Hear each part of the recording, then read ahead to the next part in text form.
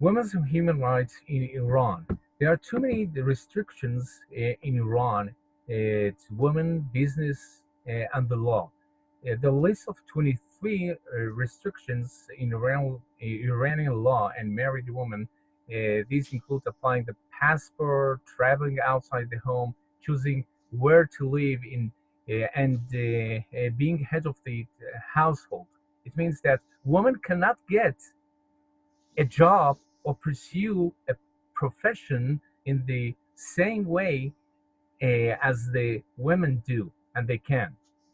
They cannot be ensured of the equal pay for the equal work, and there are no laws to restrain gender discrimination in hiring in regimes, Islamic regime in Iran. Joining with us to this program, Pariavan and the Cyrus Forces Coalition, Nicole Sadiq, filmmaker, journalist, and philanthropist. Thank you very much for going to join us, Nicole. Thank you for having me.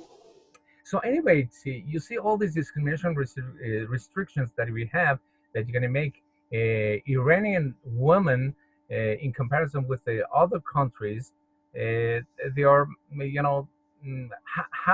how it became.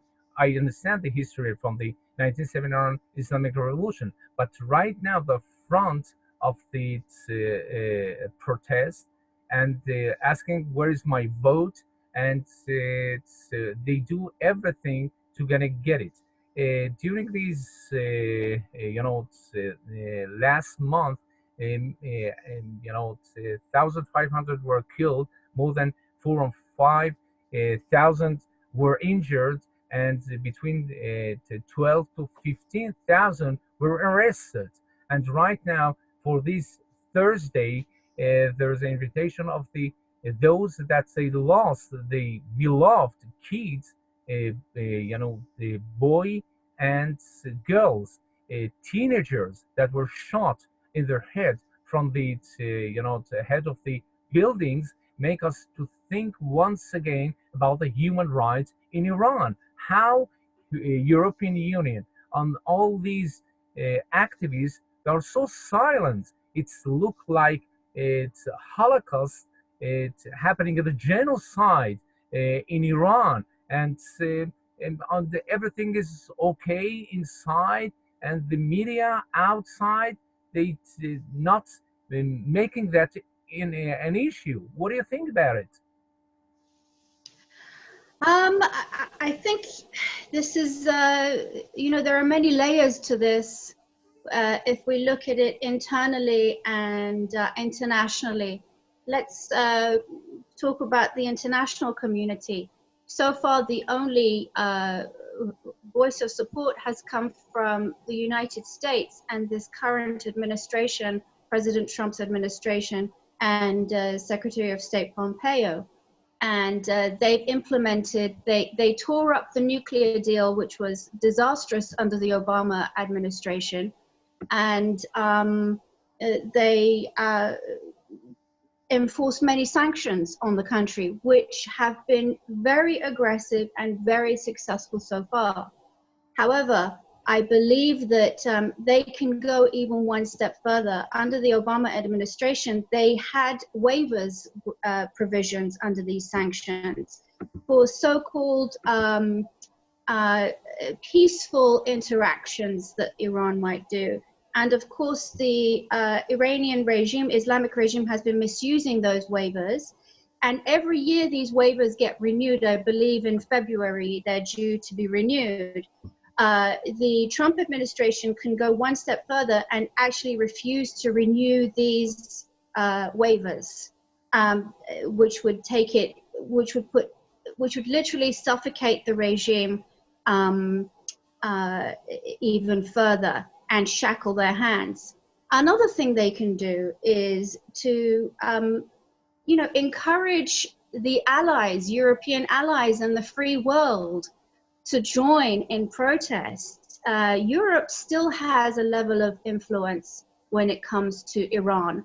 They can influence them to lift some of the censorship that they're doing of the internet, so that people are freely able to communicate with the outside world. Right now, the people are isolated from the outside, and they are imprisoned in their own country. They've literally the largest number of hostages in one country, and they are literally being held at gunpoint, as we can see. You said hostages. You said hostage. We do remember whatever that we had after the 1979 Islamic Republic Revolution. That more than 444 days they were arrested as hostages in the American embassy. So it means that they don't care about the diplomacy. They don't care. They have their own media inside and outside, and quitting, and just for a week even they didn't have internet. That were not only hostages, was imprisoned in their own country, as you say. Which message you can have for journalists that join us, and the civil society to join us? They're going to bring these voices not only in the Persian. It's not a Persian matter, Persian issue. It's not just. It's happening also the same thing in Lebanon, in Iraq. They're fighting for their human rights, as well in Iran against the Islamic Republic. So it means that how you can, make and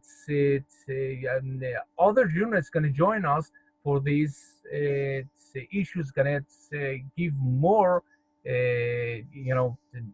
more information about what's happening inside, as well.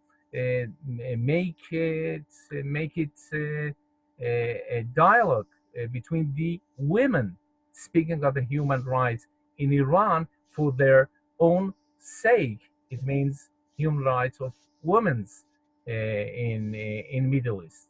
What do you think about that? How you can invite these journalists and NGOs got to join us for these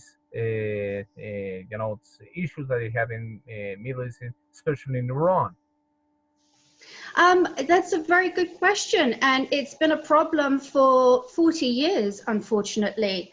Had this regime been exposed for its crimes, both domestically and internationally, its funding of terrorism and instability in the region, and becoming a danger for the world, the question is, look at what they're doing to their own people.